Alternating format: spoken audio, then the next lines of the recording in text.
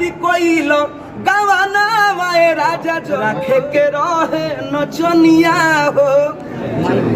जय माता दी मित्रों, आज बड़ी खुशी की दिन है, खुशी के माहौल है कि आज पटना के गोल्डन गार्डन के प्रांगण में हम और हमारी कंपनी त्रिमूर्ति म्यूजिकल भोजपुरी त्रिमूर्ति फिल्म्स के हमारे एमडी कुमार आलम साहब आज पटना में दीपक दिलदार जी के बहुत सुंदर गाने नचनिया से लव, उस गाने का प्रेस कॉन्फ्रेंस है। आज उस गाने की रिलीज़ की गई है, बहुत अच्छा रिस्पांस है। तमाम भोजपुरी के श्रोतागण, तमाम संगीत प्रेमियों का विशेष सहयोग मिल रहा है, बहुत प्यार मिल रहा है। यह कंपनी दिन प्रतिदिन प्रगति के पथ पर चल रही है। जितने भी स्टार हमारे बीच में हैं, जितने भी कंपनी के गायक हैं, सभी लोग जुटे हैं और सभी का सहयोग प्यार भरपूर मिलता है हमारे कंपनी की ओर से। तो आज हम लोग नचनिया से लव, दीपक दिलदार जी का गाया हुआ गीत है, शिल्पी राज जी हैं, उस गाने के प्रमोशन में आप हमारे तमाम मीडिया कर्मी, तमाम हमारे न्यूज वाले साथी सभी लोग आए। आप सबों का दिल से धन्यवाद, स्वागत है, आप सब लोग का स्वागत है। और हमारे बीच दीपक दिलदार जी मौजूद है और ये हमारे कंपनी के एमडी मैनेजिंग डायरेक्टर कुमार आलम साहब और हमारे ही कंपनी के लिए सिंगर आलम राज जी, भाई अनिल विवेक, अपू सिंह, सभी साथी यहाँ पर आए हैं, सबका स्वागत है। तो मैं चाहता हूँ कि आप लोग भी आए हैं तो इस गाने को ढेर सारा प्यार मिले, आप लोग जन जन तक इस गाने को पहुँचाएंगे नचनिया से लव।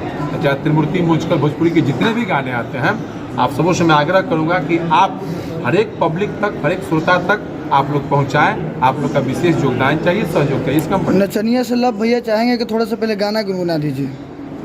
हाँ, गाने का बोल बड़ी प्यारा बा कि मरद मेहरारू के नोक झोंक बा,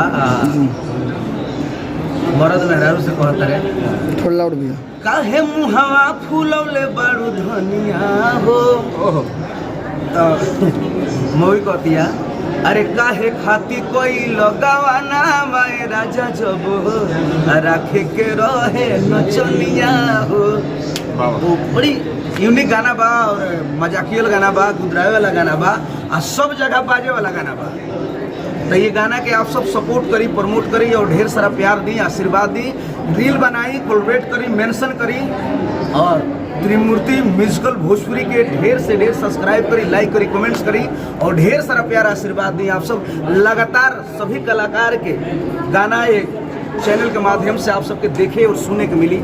फिलहाल अभी पटना में कुमार साहब मुंबई से चल के आयल बनी, सबसे पहले पटना के धरती पर स्वागत बा और हमारा पूरा टीम के तरफ से हमारा स्वामी भैया, आलम भाई, अपू भाई, सभी लोग जुटल बा, सबका तरफ से स्वागत बा। और हम ये चाहब कि छोटा छोटा कलाकार जो भी लोग बस आपका के सपोर्ट वालों प्रमोट करी। सुनले बनी कि मीडिया जोन चाहेला तो हो जाला, तो हम हमेशा लोग कहला अश्लील बा, तब वो हई बा का बा, और वो लोग देखते बनी कि हमरा पर कितना अत्याचार हो रहा बा, अत्याचार हो रहा। हम लाचार एगो कलाकार हई, आजीवन हुआ सबके सेवा कैले बनी आ कर रहल बनी।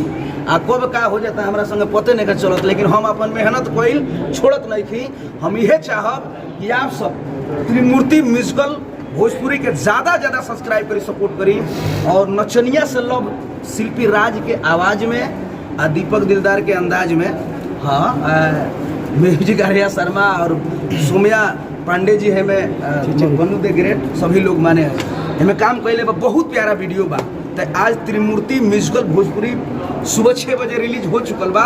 तो आप सब नहीं देख ले तो के देखी और सब्सक्राइब करी, शेयर करी और ढेर सारा गाना के प्यार आशीर्वाद दी। और हम बड़ी भाग्यशाली बनी। चश्मा हटा दी का तनी हमरा खराब हो रहा है ना, ठीक है, कहतनी चमकत हुई, लाइट वाइट लागत हुई तो अभी कहनी है भैया हमारा से कुछ हो जाता है, का हो जाता है देखो 9 देखा जा रहा है कि भैया लगातार गाना चोरी हो रहा है आपका।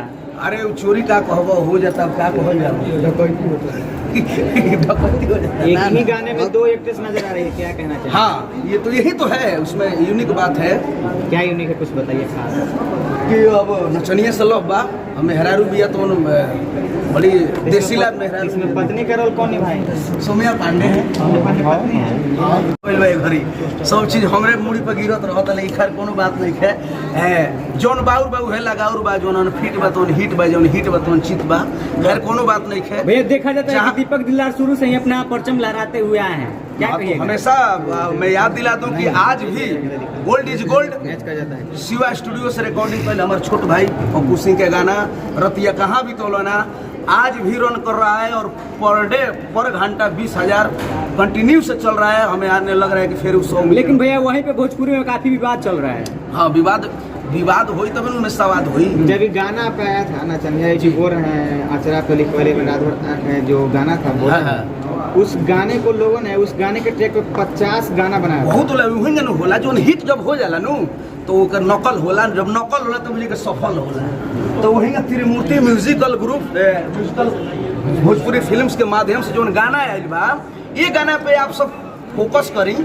फोकस वाला कहने गए वो नहीं खोलो। क्या भैया हमारे भोजपुरी इंडस्ट्री में हीरोइन का कमी है क्या कि नेपाल से हीरोइन को लेकर काम दिया जाता है, विवाद कर देती है? अरे ऐसा कुछ नहीं है। भोजपुरी एक ऐसा भोजपुरी हमारे एगो ऐसा भाषा हो जी कि यहाँ बुर्बकों के गुजारा हो जाला। हाँ, जे भाषा के तो भैया आप बुर्बक के करे कहल चाहते नहीं? हम ही कहते नहीं कि जेकरा भोजपुरी ना बोले आवेला ओकरो गुजारा हो जाला।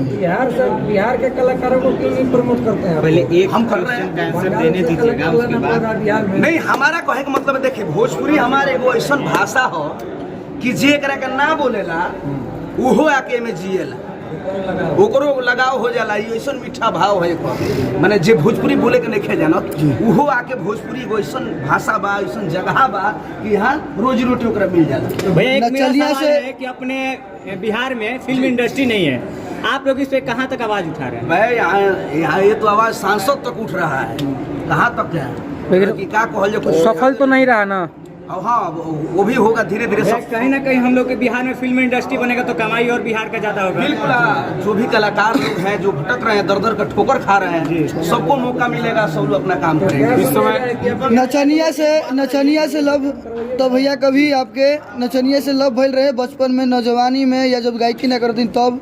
देखो काहे के ऑर्केस्ट्रा में तो रो गइल हो हम। लोभ हमारा लूर ना है, कैसे लोभ में सब चल जाला। इसे ही सब ना बुझे, हम जीवन भर संगीत से लोभ कोई नहीं, वही में व्यस्त रही ले। हमारे प्रमाण छोट भाई अपू सिंह बड़े दीपक जी यार, जितना तेज गति से हमारा भोजपुरी जो है कि नाम कर रहा है, वाह, उतना ही तेज गति से जो है कि कहीं ना कहीं भोजपुरी समाज में जो कि अश्लीलता को लेकर के जो है ये एक बहुत बड़ा सवाल चिन्ह खड़ा करता है। इस पे आप लोग क्या कहना चाहते हैं? अब क्या करे जी, कुछ बुझेबे नहीं करता। ई होत जात रहता, शुरुए से होत रहता। अब क्या करे, हेने से ना कुछ बात हिनकर लड़ गई तो कुछ बात हिनकर लड़ गई। केहू के जौन बात बा तो अपन स्पेशल तो बाना। आप लोग एक भोजपुरी गाना गाते हैं तो कहीं ना कहीं जो है कि आपके माथे पे भोजपुरी भाषा का जिम्मेवारी होती है जी, जो कि भाषा जो है स्वच्छ तरीके से लोगों तक पहुंचे। लेकिन वही भोजपुरी जो है कि चोली लहंगा और साया के बीच जो है कि बंद के रह जाता है। इस पे आप क्या कहते हैं? देखिए हर एक मूड के गाना बा, हर एक चीज बा, हर एक अंदाज बा। जैसे देखिए दूध बा तो दारुओ बा, राम जी रहले तो कृष्णो जी रहले, कंसो रहले, कृष्ण जी रहले तो कंसो रहले। तो जहाँ सब चीज बा, नीमन के पीछे बाउर बा, जले बाउर ना रही तो नीमन के पहचान ना रही।